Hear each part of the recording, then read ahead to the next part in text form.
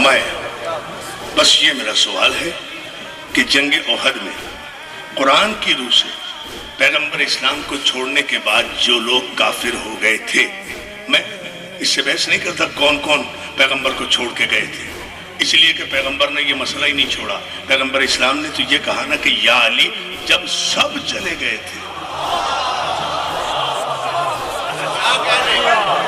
بھائی یہ قول رسول ہے، کسی شاعر کی شاعری تو نہیں ہے۔ جب سب چلے گئے تھے تو بس سب چلے گئے تھے۔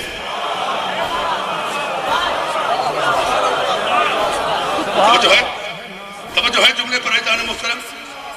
مسئلہ صرف یہ کہ کتابیں ضبط کرنے سے کیا ہوگا۔ نکالنا ہے تو قرآن سے سورہ کوثر نکالو جن کے لیے کہا گیا ان شانئک هو الابتر۔ نکالنا ہے تو سورہ آل عمران کی آیت نکالو فَإِن تَوَلَّوْا فَإِنَّ اللَّهَ لَا يُحِبُّ الْكَافِرِينَ۔ نکالنا ہے تو سورہ بقرہ کی آیت نکالو وَمِنَ النَّاسِ مَن يَقُولُ آمَنَّا بِاللَّهِ وَبِالْيَوْمِ الْآخِرِ وَمَا هُمْ بِمُؤْمِنِينَ يُخَادِعُونَ اللَّهَ وَالَّذِينَ آمَنُوا۔ حبیب یہ جو تیری بز میں آ کر بیٹھتے ہیں اور کہتے ہیں کہ ہم اللہ پر ایمان لائے، ہم یوم آخرت پر ایمان لائے، وَمَا هُمْ بِمُؤْمِنِينَ، یہ مومن نہیں ہیں، دھوکے باز ہیں۔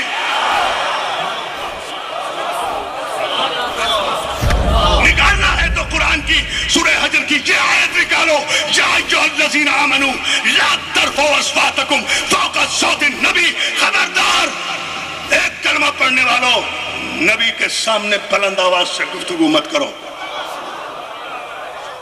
یہ آیت بے مقصد تو نازل نہیں ہوئی نا؟ کچھ لوگ ہوں گے نا اس قسم کے بدتمیز جو بزم رسالت میں بیٹھنے کے آداب بھی نہیں جانتے ہوں گے، انہی کو کہا جا رہا ہے نا کہ شٹ اپ، اپنی آوازوں کو بلند مت کرو نبی کی آواز سے۔ کوئی تو بلند آواز سے بولا ہوگا نا، کتابوں سے نکالنے سے کیا فائدہ ہے؟ آیت قرآن میں موجود ہے، ہم سب کا احترام کریں گے۔ اس بدتمیز کا نام آپ بتا دیں جو زور سے بولا تھا اور آیت آئی تھی۔